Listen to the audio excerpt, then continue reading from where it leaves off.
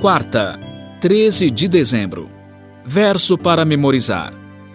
Então Jesus exclamou: Mulher, que grande fé você tem! Que seja feito como você quer. E desde aquele momento, a filha dela ficou curada. Mateus 15, 28. Mande-a embora. Nas regiões não alcançadas das cidades, muitos anseiam por esperança. Na época de Cristo, o que impedia os israelitas de levar a esperança do Messias a cidades como Tiro e Sidom?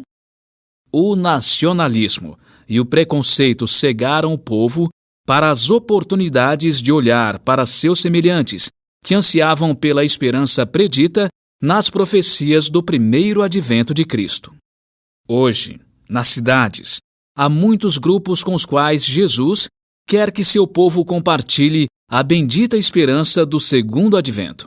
E, assim como Jesus não se importava com etnias, não devemos nos importar. Ouça Atos 10, 9 a 16, 28, 34 e 35.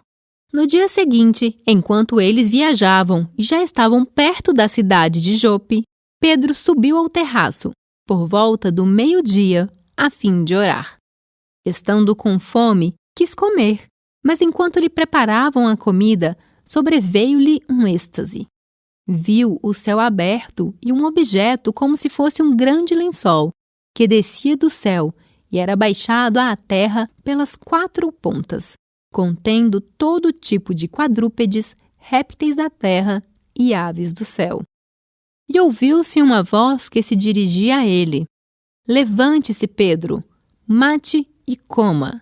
Mas Pedro respondeu: De modo nenhum, Senhor, porque nunca comi nada que fosse impuro ou imundo. Pela segunda vez, a voz lhe falou: Não considere impuro aquilo que Deus purificou. Isso aconteceu 3 vezes, e em seguida, aquele objeto foi levado de volta para o céu. A quem se dirigiu dizendo: Vocês bem sabem que um judeu está proibido de se juntar a um gentil ou de entrar na casa dele, mas Deus me mostrou que não devo considerar ninguém impuro ou imundo. Então Pedro começou a falar. Ele disse: Reconheço por verdade que Deus não trata as pessoas com parcialidade. Pelo contrário, em qualquer nação, aquele que o teme e faz o que é justo lhe é aceitável. Pergunta 5. Como você resumiria a lição ensinada pelo Espírito Santo? Enquanto esperava o almoço, Pedro teve a visão de um lençol cheio de animais e pássaros imundos. 3 vezes foi dito a ele que se levantasse e comesse. Deus usou essa visão para confrontar o orgulho religioso e a intolerância de Pedro contra os gentios. O apóstolo finalmente entendeu esta verdade. Ele disse: Reconheço, por verdade, que Deus não trata as pessoas com parcialidade. Pelo contrário, em qualquer nação, aquele que o teme e faz o que é justo lhe é aceitável. Dentro desse contexto, vamos refletir sobre as lições de Tiro e Sidom. Observe novamente Jesus e sua interação com a mãe Sirofenícia.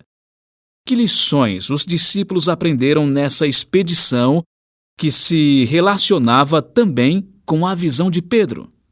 Como podemos aplicá-las à nossa vida hoje e ao chamado de Cristo nos últimos dias para a sua missão nas cidades? Que preconceitos nos impedem de ver as necessidades dos que vivem nas áreas urbanas?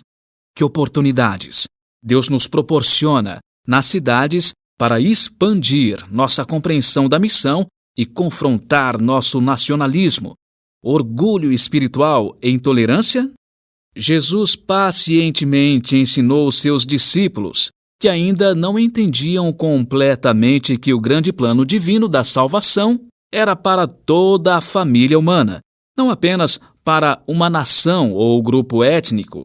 O Espírito Santo pode nos ajudar a vencer a intolerância e o preconceito, a fim de completar a missão nas cidades. Ouça Gálatas 2, 11 a 13. Quando, porém, Cefas veio a Antioquia, resisti-lhe face a face, porque havia se tornado repreensível. De fato, antes de chegarem alguns da parte de Tiago, ele comia com os gentios. Quando, porém, chegaram, começou a afastar-se e, por fim, separou-se, temendo os da circuncisão. E também os demais judeus se fizeram hipócritas juntamente com ele, a ponto de o próprio Barnabé ter se deixado levar pela hipocrisia deles. É difícil se libertar dos preconceitos aprendidos desde a infância.